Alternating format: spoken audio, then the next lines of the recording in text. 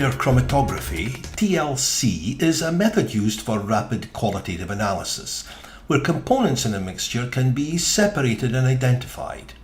This video is focused on the general method or procedures used in TLC, and for information on the theory, you can check out your lab manual or lab guide. Separation occurs on a thin layer of silica on top of a solid support such as a sheet of glass or a sheet of plastic as seen here, and this is called the TLC plate.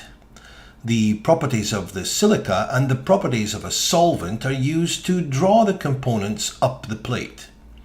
Differences in the properties of the components in the mixture mean that each component will travel up the plate at a different rate, and this causes a separation. The separated components can be identified by comparing how far they travel along the plate relative to reference material, also known as standards. Let's take a closer look. First of all, we need to prepare the TLC plate. Make sure that you handle it only by its edges or use tweezers since we don't want to contaminate the silica gel surface. A ruler is used to draw a line using a pencil about 1 centimeter from the bottom edge of the plate. And draw only a very light line and try not to score the surface of the silica. This line is called the origin. Vertical markers are spaced about 1 centimeter apart along the origin. These markers are used as points of reference when applying mixtures and standards dissolved in a suitable solvent. And here we are going to run 4 lanes, lane A, B, C and D. In this demonstration, we're going to see how to separate and identify using TLC.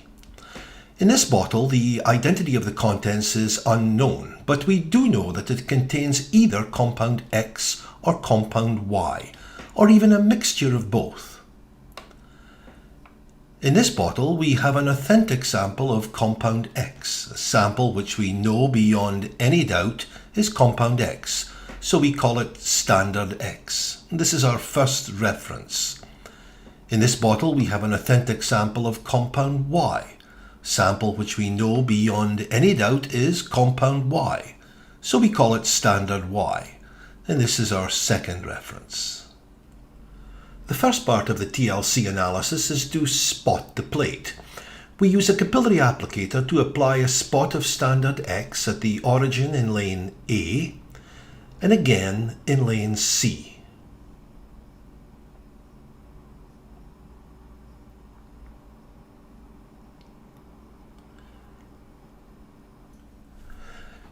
Now in lane B at the origin, we apply a spot of standard Y, and once more at the origin in lane C.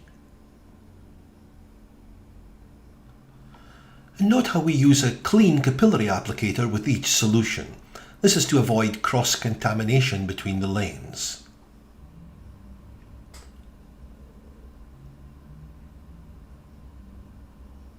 And so with a clean capillary applicator, we apply a spot of the unknown in lane D.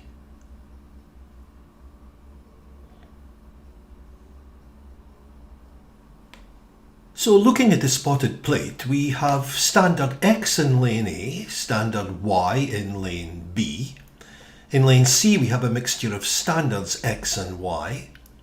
And in lane D, we have our unknown, which is either X or Y, or a mixture of both.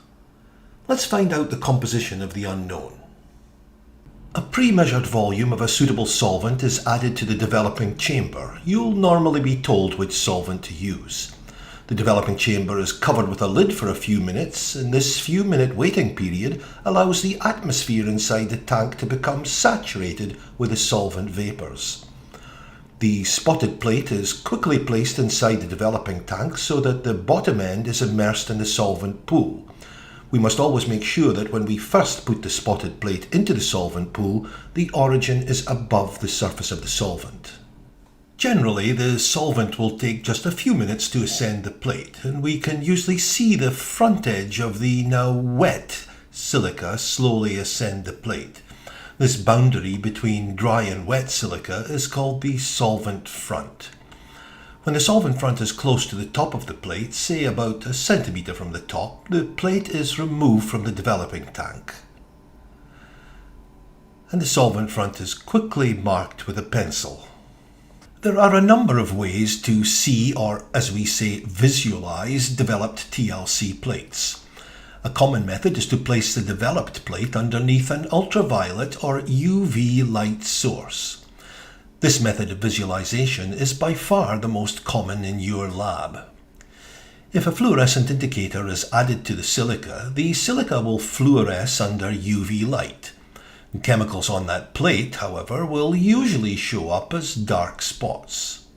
Sometimes, when the chemical on the plate is UV active, the spot will fluoresce a different color than the silica and be visible in that way. But most compounds will just show up as dark spots against the fluorescent silica background. So while visualizing the plate under UV, we're now able to outline all the spots with a pencil so that we can locate the spots under visible light. And once all the spots are outlined, we can remove the plate from the UV light box. And now that the plate is no longer under UV light, we can see all the spots together with the solvent front. Let's take a closer look at the results. By comparing the results in lanes A and B, we can see that compound Y has travelled further than compound X. Now comparing lane C with lanes A and B, we can conclude that the lower spot is X and the higher spot is Y. This is called indexing the references. Finally, we can now compare the unknown in lane D with the standards or references in lane C.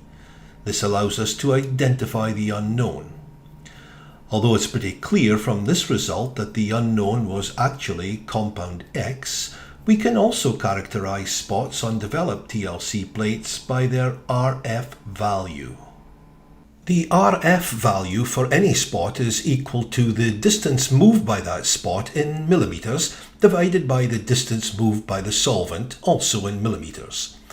Now, using this developed plate as an example, and assuming that RF values for the spots 1 and 2 in lane C have already been determined, let's now obtain the RF for the single spot in lane D.